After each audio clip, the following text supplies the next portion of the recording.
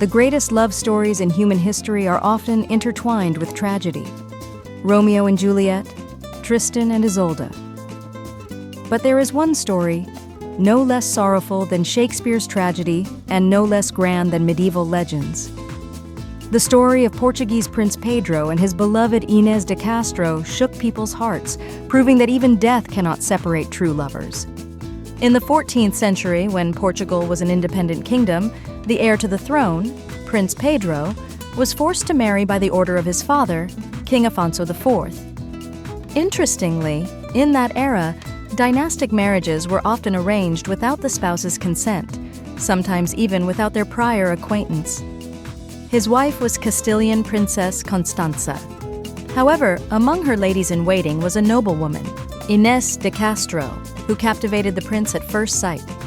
Their love ignited instantly and knew no barriers, despite the court's outrage. Their secret meetings took place in a house in Coimbra, later called Villa of Tears. It was believed that in the house's garden, a fountain of tears appeared, whose water reflected the lovers' suffering. To this day, this fountain remains one of Coimbra's mysteries. Many tourists claim that its water has a slightly salty taste, as if from real tears. King Afonso IV saw Inês as a threat not only to his family but to all of Portugal. Her brothers held influence in Castile, and the monarch feared that Pedro and Inês's union would weaken his country's independence. The death of Pedro's first wife, Constanza, did not change the court's stance. On the contrary, the lovers could now be together openly, and Pedro even secretly married Inês. However, for the king, this was an unacceptable challenge. In 1355, while Pedro was away on a military campaign, the king issued a terrible order. Inês was murdered in the monastery of Santa Clara a Vela. There are two versions of her death. In one, she pleaded for mercy and the king hesitated, but his advisors took matters into their own hands and committed the murder. In another, the king himself ordered her to be struck down with a sword. Interesting fact.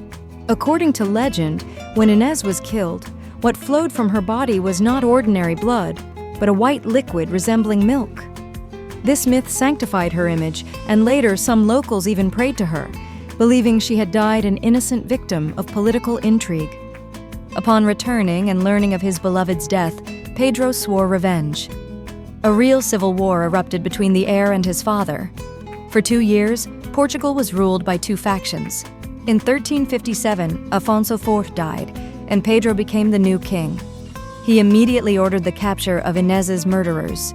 2 were caught and extradited to Portugal, where they faced a horrific fate. Pedro personally ordered their hearts to be cut out, one from the chest, the other from the back. But this was not his only act of vengeance. In 1361, he shocked the world. Pedro thus declared that his marriage to Inês had been legal and that their children were the rightful heirs to the throne. This step was extremely rare at the time, as monarchs seldom recognized secret marriages, especially those that contradicted the state's political interests. The royal council refused to acknowledge it. Then the king did something incredible. He ordered Inês's body to be exhumed, dressed in royal attire, seated on the throne, and crowned in a formal ceremony. Courtiers were forced to swear allegiance to the dead queen, kissing her cold hand. Legend has it that Inês's fingers clenched when one of the king's attendants touched her hand, terrifying those present even further. People began saying that her soul could not find peace. Some witnesses claimed that after the ceremony, a sudden chill filled the cathedral, and candles flickered as if Inês herself was sending a message from the afterlife. Later, there were stories of whispers in the palace corridors and court members experiencing eerie visions. Inês's body was later reburied in the monastery of Alcobaça in a lavish sarcophagus. The king ordered his own tomb to be placed opposite hers, so that on Judgment Day, they could see each other first upon resurrection. Interesting fact. Pedro and Inês's sarcophagi in the Alcobaça monastery are positioned so that on Judgment Day, they will immediately see each other. Each sarcophagus bears the inscription, Ate ao fim do mundo, until the end of the world, symbolizing their eternal love. In Portugal, a folk legend says that on full moon nights near the Alcobaça monastery, one can see the shadows of lovers holding hands. Many believe these to be the spirits of Pedro and Inês, still searching for each other even in death.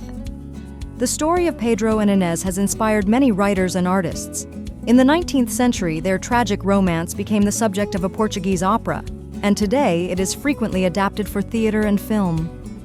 In the 16th century, the great Portuguese poet Luís de Camões mentioned this tragedy in his epic poem Os Lusíadas, while French playwright Victor Hugo wrote a play about it. In the 18th century, a ballet based on this legend was staged at the Mariinsky Theater in Russia. Karl Brjullov dedicated his painting, The Death of Inês de Castro, to this story. Today, in Quinta das Lagrimas, Villa of Tears in Coimbra, there is a historic hotel, and thousands of tourists and pilgrims visit the Fountain of Tears. The tragic spirit of their great love, which defied time and death, can still be felt in these places. Subscribe to the channel to stay updated on the most fascinating historical stories. Expect new captivating tales of love, betrayal, mysterious events, and great figures who left their mark on history.